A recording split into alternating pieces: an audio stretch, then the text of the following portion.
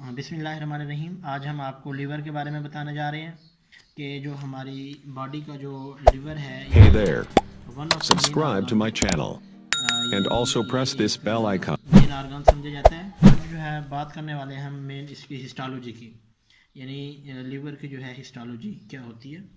और जो लीवर की ग्रास एनाटमी है, यानी लीवर जो है मेनली दो लोब से मुश्तमिल होता है, राइट लोब और लेफ़्ट लोब, जो कि इसको लिगामेंटम वेनोसम के ज़रिए जो है इसको डिवाइड किया जाता है। और जो इसकी फंक्शनल क्लासिफिकेशन है वो इसको आलमोस्ट इक्वल पार्ट्स में डिवाइड करती है। जो इसकी एनाटॉमिकल क्लासिफिकेशन है वो इसको दो अनइक्वल पार्ट्स में डिवाइड करती है। और ये जो है हमारे पास हम इसकी डायफ्रामेटिक सरफेस है। अगर हम इसकी विजुअल सरफेस देखें तो उस पर हमें मज़ीद दो लोब नज़र आते हैं। हम उसमें से एक को कहते हैं क्वाड्रेट लोब, दूसरा होता है कॉर्डेट लोब। उसके बाद हमें पता है कि लीवर जो है, जैसा कि हम जानते हैं कि लीवर जो है 1.5 kg पे मुश्तमिल होता है इसका वेट, और ये 2% of the weight of the body पे मुश्तमिल होता है। और उसके बाद हम ये भी जानते हैं कि जो है लीवर की डुअल ब्लड सप्लाई होती है। डुअल ब्लड सप्लाई का मीनिंग ये है कि इसको दो तरीके से ब्लड सप्लाई इसमें आती है। एक होती है हिपैटिक पोर्टल वेन के ज़रिए,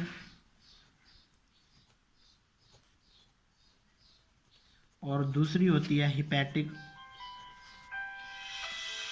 आर्टरी के ज़रिए।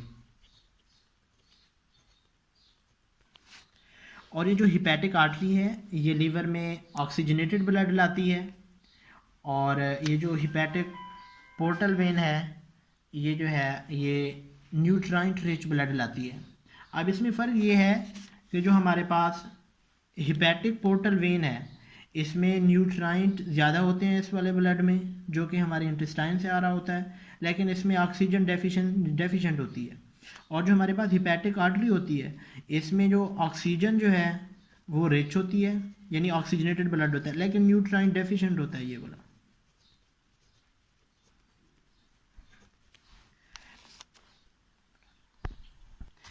इसकी जो डुअल ब्लड सप्लाई होती है उसमें हिपैटिक पोर्टल जो वेन होती है वो लाती है इसमें 75% ब्लड, और जो हिपैटिक आर्टरी होती है वो लाती है 25% ब्लड। अब ये जो है ना, ये जो हिपैटिक पोर्टल वेन और जो हिपैटिक आर्टरी है ये जब आते हैं हिपैटोसाइट में ब्लड चला जाता है, तो हिपैटोसाइट यहाँ से ब्लड लेते हैं, और ये वाले हमारे पास हिपैटोसाइट हैं, और ये हिपैटोसाइट इन वाली पोर्टल वेन से और ये हिपैटिक आर्टरी से ये ब्लड लेंगे और इसको मेटाबोलाइज करेंगे। और बिकॉज दैट्स रीज़न, इसकी वजह से जो है हमारे पास 3 जोन बन जाते हैं। हम इसको देते हैं जोन 1 का नाम, इसको जोन 2 का नाम, और इसको हम देते हैं जोन 3 का नाम। अब होता ये है कि यहाँ से ये देखें कि हम ये सेंट्रल वेन में जा रहा है ब्लड, यहाँ से हिपैटिक पोर्टल वेन के ज़रिए। अब ये वाला जो है यहाँ न्यूट्रिएंट बहुत ज़्यादा होते हैं इस वाले जोन 1 में, और यहाँ से ये लाती है हिपैटिक आर्टरी ऑक्सीजन वाला ब्लड। यानी जो जोन 1 है उसमें न्यूट्रिएंट रिच और ऑक्सीजन रिच ब्लड आता है, जिसकी वजह से ये वाले जो हिपैटोसाइट हैं इनकी हिस्टोलॉजी डिफरेंट होगी। और आगे जो जोन 2 में है इनके पास आल्थो पहुंचती तो है, न्यूट्रिएंट भी पहुंच रहे हैं, ऑक्सीजन भी पहुंच रही है, लेकिन उतना रिच अमाउंट में नहीं पहुंच रहे जितना जोन 1 में पहुंच रहे हैं। इसलिए ये जो हिपैटोसाइट हैं इनकी हिस्टोलॉजी थोड़ा सा डिफरेंट होगी। और ये जो जोन 3 है इसमें जो है इसमें इतना न्यूट्रिएंट भी नहीं पहुँचते और ना ही इतना ऑक्सीजन पहुँचती है। इसकी बेस पे हम जो है लीवर के लोब्यूल को जोन 1, जोन 2 और जोन 3 का नाम देते हैं। और इसी वजह से हर हिपैटोसाइट की जो हिस्टोलॉजी है, यानी उसके अंदर जो आर्गेनलीज होते हैं, जो रफ एंडोप्लाज्मिक रेटिकुलम होता है या स्मूथ एंडोप्लाज्मिक रेटिकुलम होता है, या जो उसमें माइटोकॉन्ड्रिया होते हैं, यानी जो मेटाबॉलिक मशीनरी है वो भी इस वजह से जो है उसकी स्ट्रक्चर डिफरेंट आ जाती है। अब उसके बाद ये जो हमारे पास इसको हम कहते हैं साइनोसाइड्स, और ये जो है ना हिपैटिक पोर्टल वेन जो है ये उससे बनते हैं।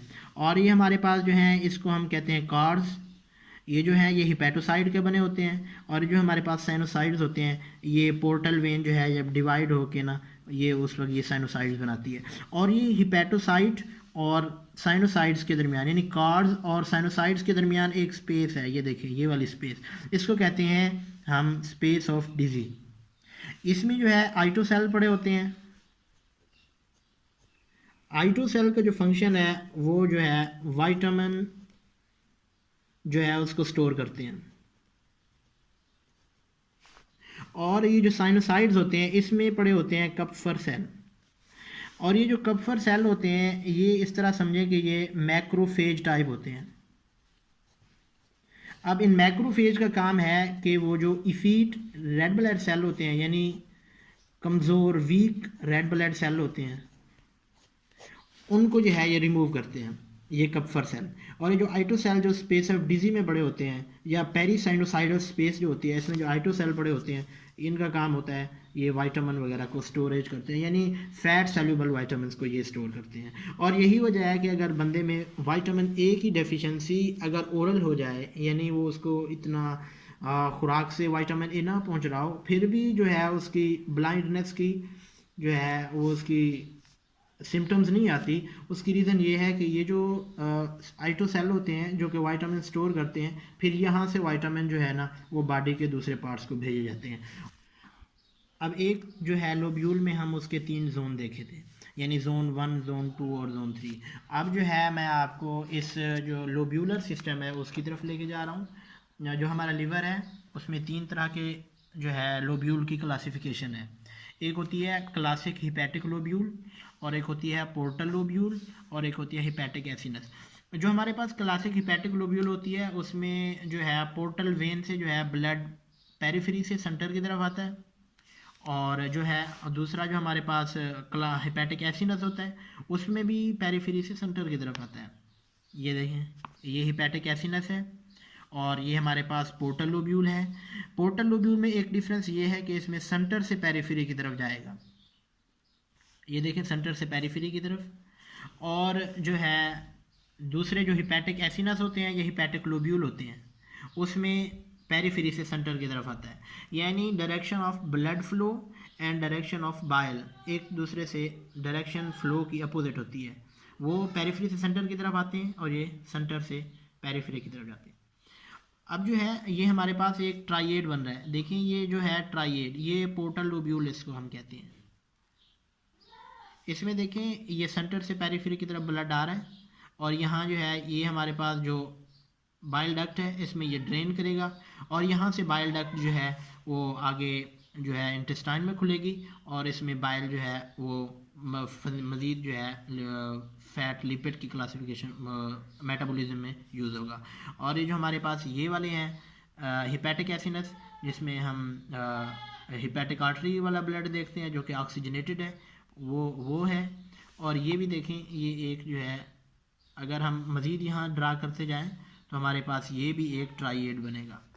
और इसमें ये देखें ये जो है बाहर से ब्लड ऑक्सीजनेटेड अंदर की तरफ लाया जाता है और इसमें ये जोन जो है ये इसमें ये जोन दिखा रहे हैं कि जोन 1 जो है ये मोस्ट ऑक्सीजनेटेड है, जोन 2 जो है ये इंटरमीडिएट है और जोन 3 जो है ये लीस्ट ऑक्सीजनेटेड है। अगर हम इसी तरह देखें जो है हिपैटिक लोब्यूल में हिपैटिक लोब्यूल के अगर हम 3 जोन बनाएं तो जोन 1 में जो है अगर हम यहाँ बनाएं जोन 1, जोन 2 और जोन 3 तो यहाँ ज़्यादा न्यूट्राइंट होंगे, यहाँ उससे कम होंगे, यहाँ उससे भी कम होंगे। यानी ये जो है जोन की क्लासिफिकेशन में बताने का मकसद ये है कि हिपैटोसाइट जो है किस तरह मेटाबॉलिज्म करते हैं जो हमारे न्यूट्रिएंट। और अब इस सारे जोन बनाने का मकसद या लोब्यूल का मकसद ये है कि जो हमारे पास इंटेस्टाइन से आएगा ना पोर्टल वेन के थ्रू लिवर में ब्लड उसमें ये जो है हम जो खाते हैं ना खुराक वगैरह तो उससे जो उसमें टॉक्सिक मटेरियल होता है उसमें बैक्टीरिया होते हैं उसमें दूसरे पैथोजेंस होते हैं वो जो स्मॉल इंटेस्टाइन में जब अब्जॉर्ब हो जाते हैं तो उनको ब्लड के ज़रिए पहले लिवर में लाया जाता है और लिवर में इस तरह उसको प्रोसेसिंग की जाती है और उसके बाद जो है उसको वास्कुलर सिस्टम यानी कार्डियक सिस्टम में दोबारा ब्लड जो है हार्ट में दिया जाता है। Subscribe to my channel and also press this bell icon. अगर ये जो हमारा लिवर जो है इंटरफेस है जो कि हमारे डाइजेस्टिव सिस्टम में और दूसरा जो है हमारे वास्कुलर सिस्टम में ये जो इंटरफेस है अगर ये निकाल लिया जाए तो इसमें जो है बंदे को टॉक्सिसिटी हो जाएगी।